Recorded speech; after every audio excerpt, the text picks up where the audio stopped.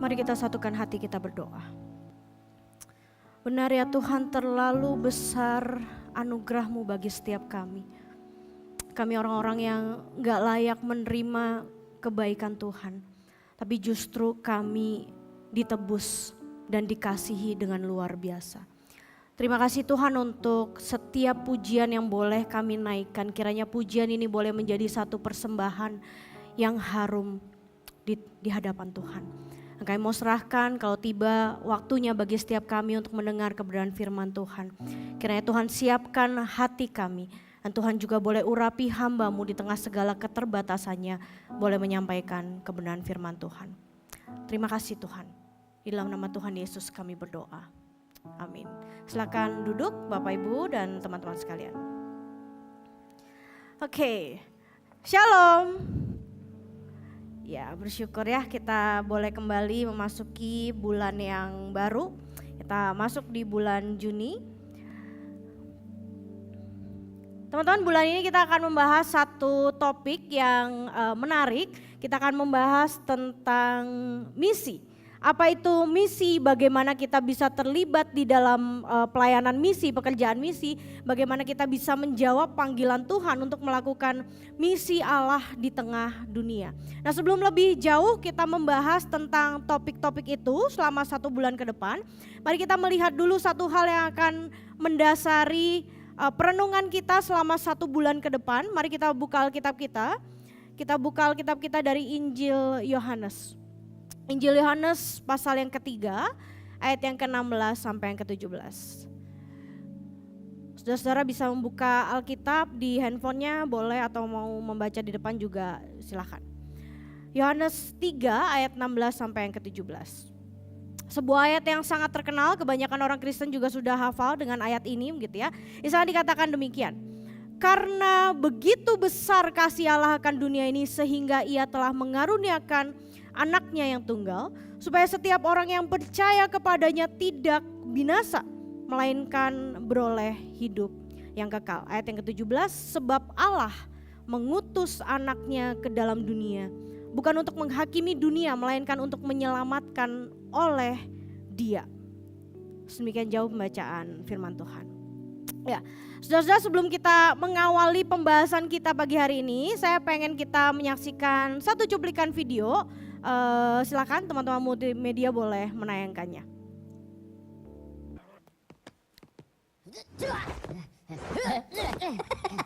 Norituna. Wimpo.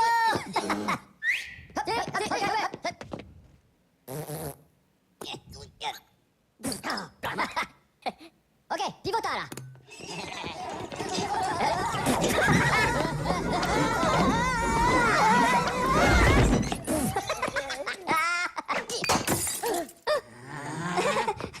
Pomelo?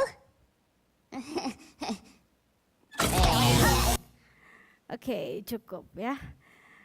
Ya, saudara, di dalam video tadi begitu ya, ada satu tokoh di kumpulan The Minions gitu ya, namanya adalah Dave. Dave itu sedang memimpin kelompoknya untuk mengganti sebuah bohlam lampu gitu ya. Tapi yang menjadi masalah adalah sejak awal perintah yang dikasih oleh Dave itu sudah salah begitu ya. Video tadi menggambarkan bahwa kalau perintah dari para pemimpinnya aja udah gak benar, maka timnya pun akan bekerja dalam ketidakjelasan dan akhirnya berujung kepada kekacauan. Nah, kenapa bisa demikian? Karena pada dasarnya si Dave tadi begitu ya, Dave tadi nggak ngerti gimana caranya ganti bohlam lampu begitu ya, dan dia nggak ngerti dengan apa yang dia perintahkan. That's why yang terjadi adalah kekacauan. Akhirnya at the end lampunya nggak terganti begitu ya. Kita lihat apa yang terjadi di akhir video gitu ya. Justru malah ada satu yang jadi tumbal. Nah, saudara-saudara, kalau kita ngomongin tentang pelayanan misi, maka akan selalu ada kaitannya dengan apa yang Tuhan perintahkan kepada setiap kita. Kalau Tuhan sendiri nggak bermisi, maka Tuhan nggak akan pernah bisa mendorong kita untuk melakukan pekerjaan misi. That's why kita perlu lihat bahwa Tuhan kita itu adalah Tuhan yang bermisi, God of mission.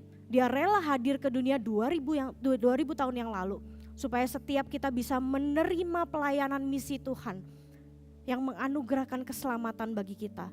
Sekaligus kita mendapatkan arahan dan gambaran yang jelas tentang bagaimana sih bermisi itu. Tuhan tahu, that's why Dia mendorong kita untuk melakukannya. Tuhan sudah mengerjakannya terlebih dahulu, that's why Dia mau kita melanjutkannya. Nah, kalau kita membayangkan tentang bermisi, maka seringkali yang muncul di dalam bayangan kita adalah pergi ke pedalaman, pergi ke pelosok, bawa Alkitab, bawa traktat, memberitakan Injil dan lain sebagainya, gitu ya. Atau mungkin hal-hal yang sederhana, bagi-bagi makanan di jalanan, begitu ya. Atau mungkin datang ke panti asuhan, datang ke panti jompo dan sejenisnya, gitu ya. Seringkali kita berpikir tentang tindakan-tindakan itu, gitu ya. Yang penting adalah bagaimana kita membagikan akan kebaikan dan membagikan akan cinta kasih Tuhan. Nah, di sini ada yang pernah ikut dalam kegiatan misi? Terlibat di dalam kegiatan misi, ada yang pernah? Contohnya tadi ya, nggak harus masuk pedalaman, bisa bagi-bagi makanan di jalan, datang ke panti asuhan, datang ke panti jompo. Ada yang udah pernah? Boleh angkat tangan? Boleh angkat tangan lagi? Ada? Lumayan ya, lumayan banyak yang pernah ikut di dalam kegiatan misi. Nah, teman-teman sadar atau nggak sadar, buat setiap kita yang melakukan pekerjaan misi, sejatinya kita itu adalah bagian dari rekan sekerja Allah. Baik kita yang tadi bagi-bagi makanan di jalanan, atau bahkan mungkin yang punya pengalaman datang ke pedalaman begitu ya, seperti yang minggu lalu khotbah talk show minggu lalu gitu ya. Dr. Yola menyampaikan ceritanya, kisahnya ketika dia 2 tahun ada di pedalaman Kalimantan.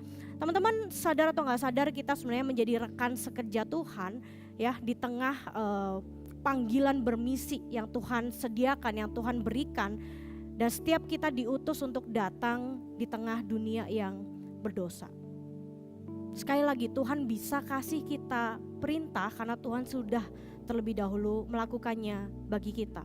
That's why Dia kasih kita perintah, that's why Dia mau kita melanjutkannya.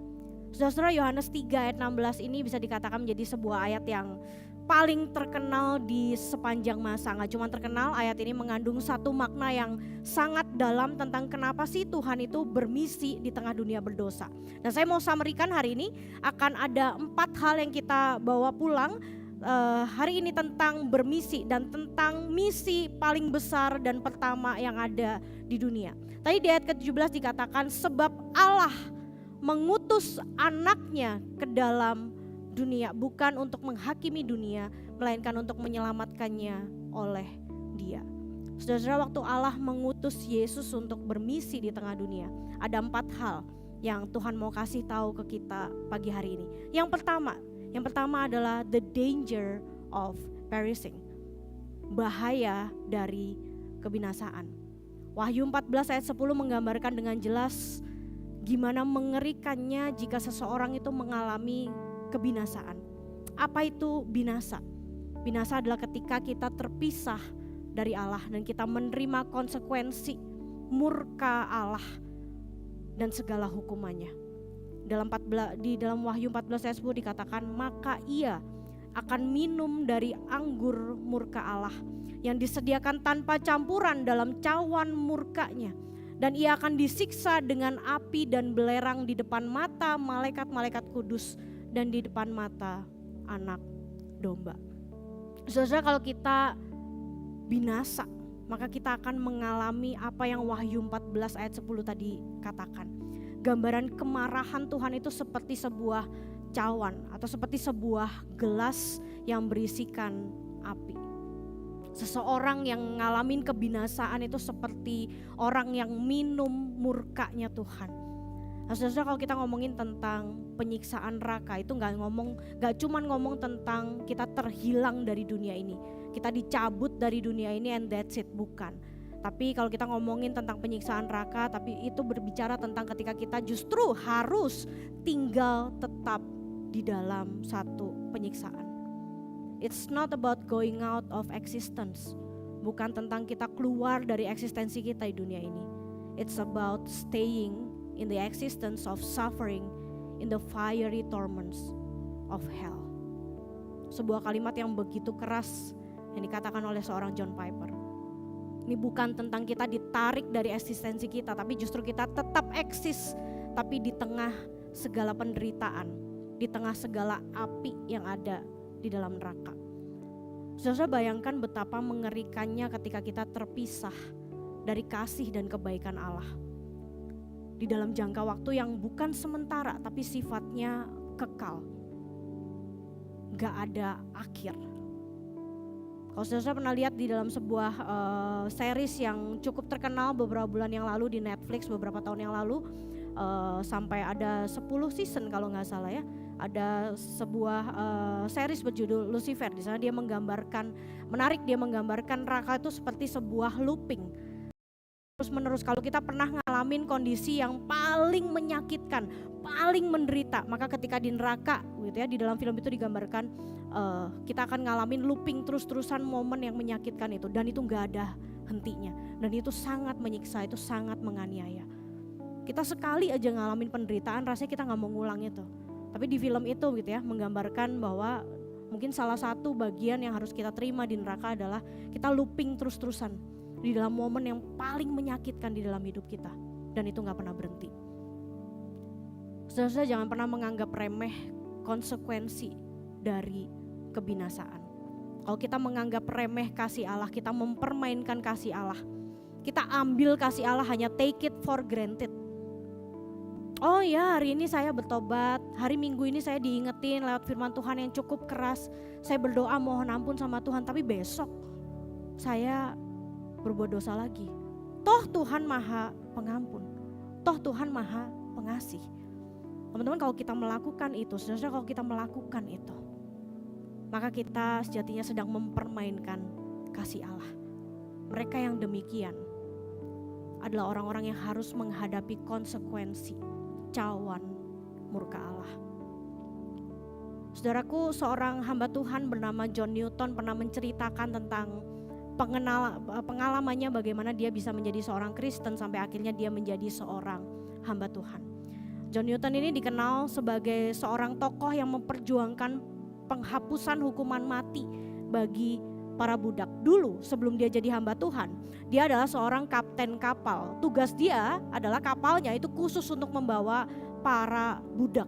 Ya, nggak cuma dibawa untuk di trade, ditukarkan atau dijual gitu ya, tapi dia juga membawa para budak itu untuk nantinya dihukum mati.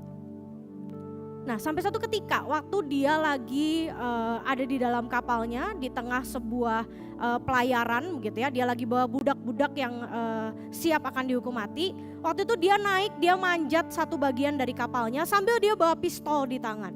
Gitu ya. Waktu dia bawa pistol di tangan, posisi pistol itu pas ada di depan kepala dia, di dekat kepala dia, gitu ya. Dan waktu dia lagi manjat, tiba-tiba pistol itu kepencet dan meledak, tertembak ke arah atas. Nah, apa yang terjadi? Waktu itu api yang keluar dari pistol itu membakar bagian depan topi seorang John Newton. Saudara, kejadian itu membuat John Newton merasakan bahwa api itu ada di depan matanya dan hampir aja meledakkan kepala seorang John Newton. Tapi dari momen itulah justru kita bisa mengenal cuplikan lagu ini.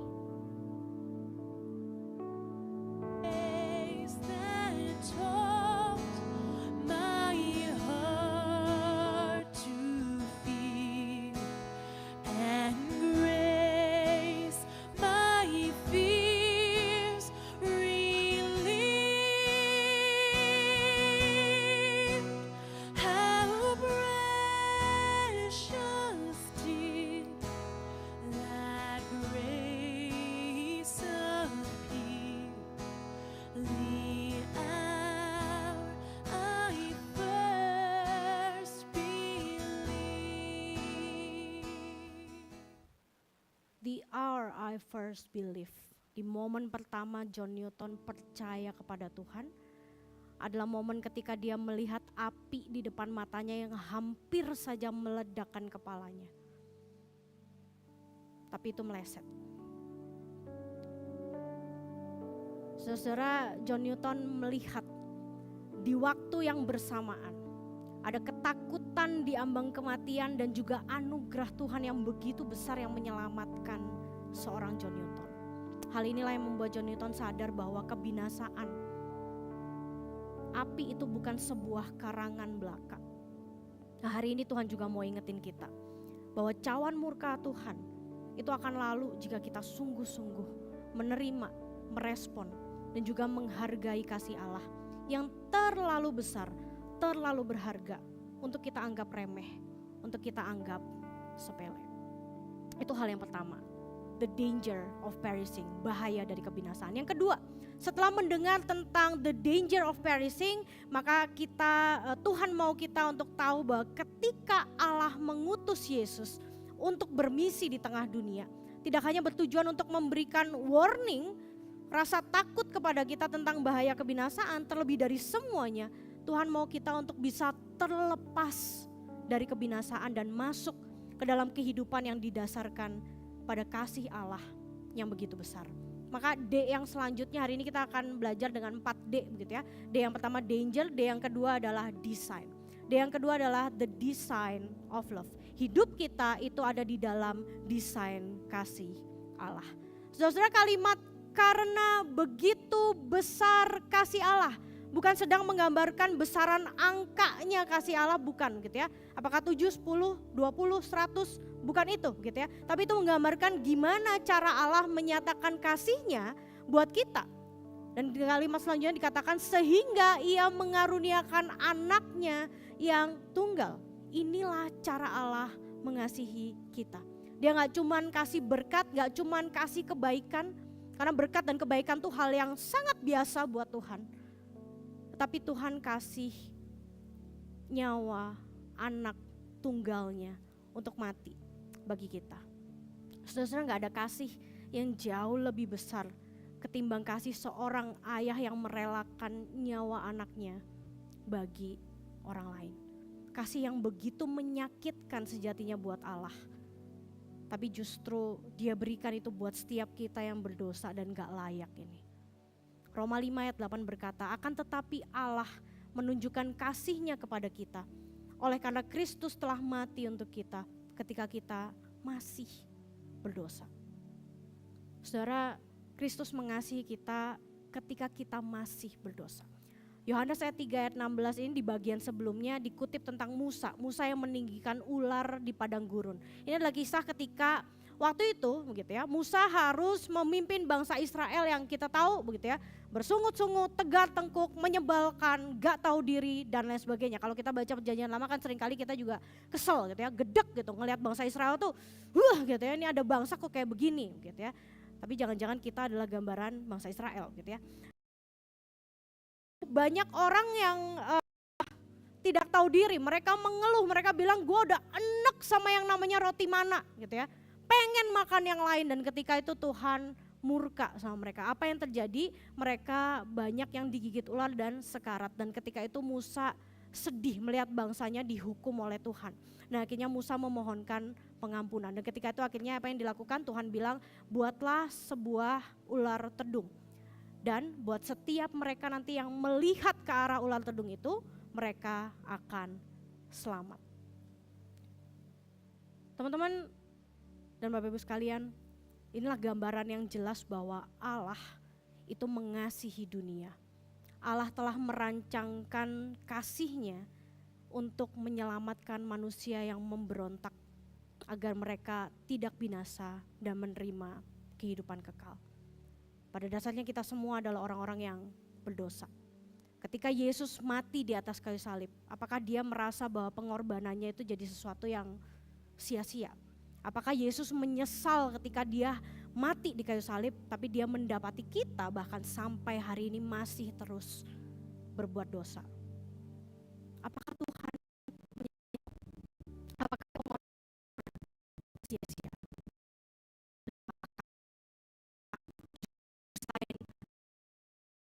Setiap kita yang berdosa. Justru ketika kita sadar bahwa kita nggak sanggup keluar dari dosa, mencari kasih Allah yang mampu menarik kita keluar dari jerat dosa. Ketika kita mengarahkan mata kita kepada salib Kristus, seperti bangsa Israel yang mengarahkan matanya kepada ular tedung, di sanalah kita menerima keselamatan. kasih Allah kita terima dengan berbagai cara. Tetapi kasih-Nya yang sempurna kita dapatkan ketika mata hati kita terarah kepada Yesus dan juga salib-Nya. Saudara, setelah kita mengerti tentang bahaya kebinasaan, kita mengerti tentang bagaimana hidup kita ada di dalam desain kasih-Nya Tuhan. Setelah kita menerima akan kasih kebaikan Tuhan, maka D yang ketiga yang perlu kita pahami adalah kita punya sebuah tugas. The duty of faith. Ada sebuah tugas untuk membangun iman kita. Setelah mengerti akan kebinasaan, mengerti akan tentang kasih Allah, begitu ya. Di dalam Yohanes 3 ayat 16 dikatakan supaya setiap orang yang percaya kepadanya. Supaya setiap orang yang percaya kepadanya. Saudara-saudara, kepercayaan dengan kasih Allah. Kalau kita membahas rasa percaya, maka itu adalah sesuatu yang kita tahu gitu ya. Rasa percaya itu hal yang paling penting di dalam satu relasi, termasuk relasi kita dengan Allah. Kalau kita menemukan begitu ya, ada 1000 kebaikan yang kita terima dari seseorang. Tetapi sekali orang itu mungkin merusak kepercayaan, maka segala kebaikannya jadi enggak berarti. Ketika ada begitu banyak kebaikan yang kita terima dari Tuhan, tapi kita nggak belajar untuk membangun kepercayaan kita kepada Tuhan, maka sekali kita ngalamin pencobaan, sekali kita ngalamin mungkin kondisi yang sulit, maka itu akan dengan sangat mudah membuat kita lupa dengan semua kebaikan Tuhan. That's why Yohanes dengan cukup tegas mengatakan bahwa setiap orang yang percaya nggak akan binasa. It means mereka yang nggak percaya, maka mereka akan menerima yang sebaliknya. Segala kebaikan yang kita terima maupun yang kita lakukan menjadi tidak berarti ketika iman kita gak sungguh-sungguh bersandar kepada kepercayaan kita kepada Yesus. Tapi kita perlu menyadari teman-teman, bahwa kepercayaan itu bukan sesuatu yang bisa muncul dalam satu malam kayak proyek Roro Jonggrang, gak bisa ya. Kepercayaan itu adalah sesuatu yang kita harus bangun. That's why dikatakan di dalam Yohanes itu supaya setiap orang yang percaya, bukan supaya setiap orang yang sudah percaya. Bukan teman-teman ya. Kalau baca di dalam bahasa aslinya pun, misalnya dikatakan continue begitu ya. Terus menerus percaya. Rasa percaya itu adalah satu proses yang kita bangun di dalam hidup kita supaya itu tetap menjadi sesuatu yang sifatnya ongoing. Terus berjalan, terus dibangun. Sembari kita berjalan, melihat, menerima, merasakan kebaikan dan berkat Tuhan, kita perlu terus senantiasa membangun kepercayaan kita yang berpusat kepada Kristus. Dan yang terakhir, D yang terakhir, yang keempat adalah the destiny to eternal life. Jadi yang pertama adalah danger, kemudian yang kedua adalah tadi design, yang ketiga adalah akhir. Setelah kita mengetahui akan bahaya kebinasaan, kita didorong untuk menerima di dalam kasih Allah. Nah, salah satu kunci utama adalah kita perlu melakukan kepercayaan kita kepada Kristus. Dan pada akhirnya, kesemuanya ini berujung kepada satu tujuan akhir yang semuanya di antara kita orang-orang Kristen pasti nanti-nantikan. Saat dimana ada lagi ratap dan tangis, saat dimana gak ada lagi penderitaan. Ketika kita menerima hidup kekal kita bersama dengan Kristus. Hari ini ada di antara Bapak Ibu Saudara sekalian, teman-teman yang hari ini akan menerima CD maupun baptis. Bagi mereka yang akan menerima simbol anugerah Allah, mari kita bertanya sekali lagi kepada diri kita sendiri. Ada di manakah kita ketika kita nantinya masuk ke dalam kekekalan? Ada di mana kita ketika kita nanti masuk ke dalam kekekalan? Maukah sekali lagi kita hari ini mengatakan kepada Tuhan di dalam hati kita, Tuhan, hari ini saya mau terima. Hari ini saya mau terima kasih Tuhan. Saya mau mengarahkan hati saya, mata saya kepada Yesus. Saya mau menerima anugerah Allah yang begitu luar biasa dan saya mau berjanji untuk saya menjalani hidup saya di dalam kasih yang sungguh-sungguh kepada Kristus. Maukah kita berkata demikian di dalam hati kita? Bagi setiap kita yang hari ini mendengar kebenaran firman Tuhan, hadir di dalam ibadah, menyaksikan nantinya baptisan maupun CD. Maukah kita sekali lagi memeriksa hati dan hidup kita. Maukah kita menjadikan ibadah hari ini sebagai sebuah momen untuk memperbaharui komitmen hidup kita di hadapan Allah. Maukah kita berkata kepada Tuhan untuk memohon ampun atas segala keberdosaan kita. Maukah kita bersyukur bahwa setiap kita yang berdosa ini menerima pengampunan, menerima kasih Tuhan yang begitu luar biasa melalui kematiannya.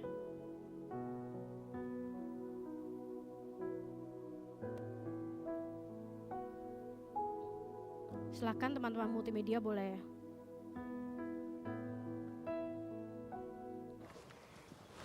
Za hodinu pojede vlak, jo. Za 30 minut pro tebe přijdu a půjdeme nahoru a budeme pouštět čoupátka, jo? Položíme most. No, mostem položíme most, jo? Jo, 30 minut sedět, nikam neběhat. Jasný? jasně. Tak jo. Tak čau.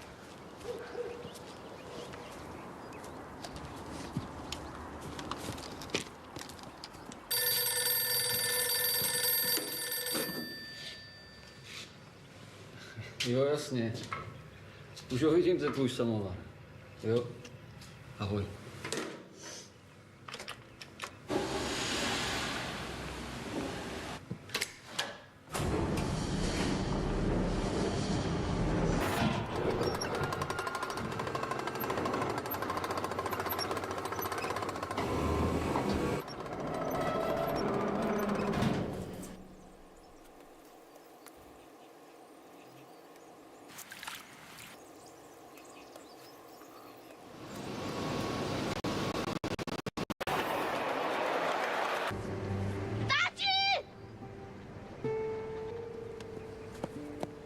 Tati, vlak jede moc brzo!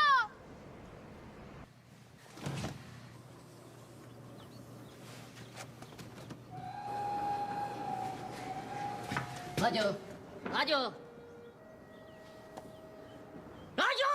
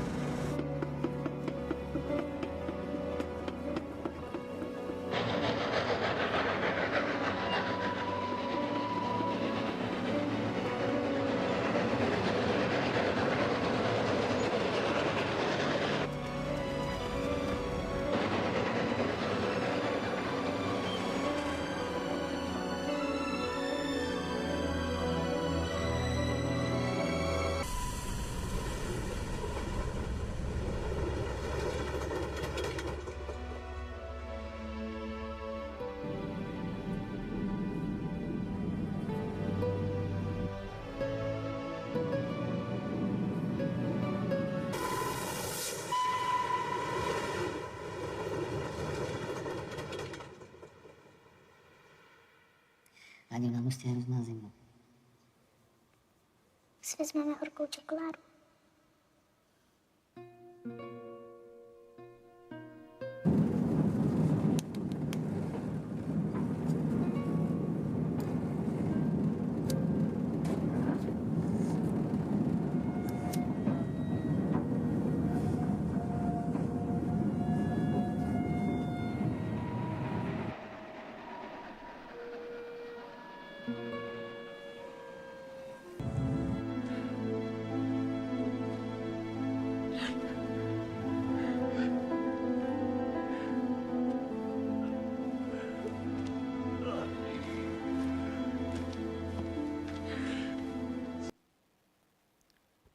Sebuah short movie berjudul Mouse.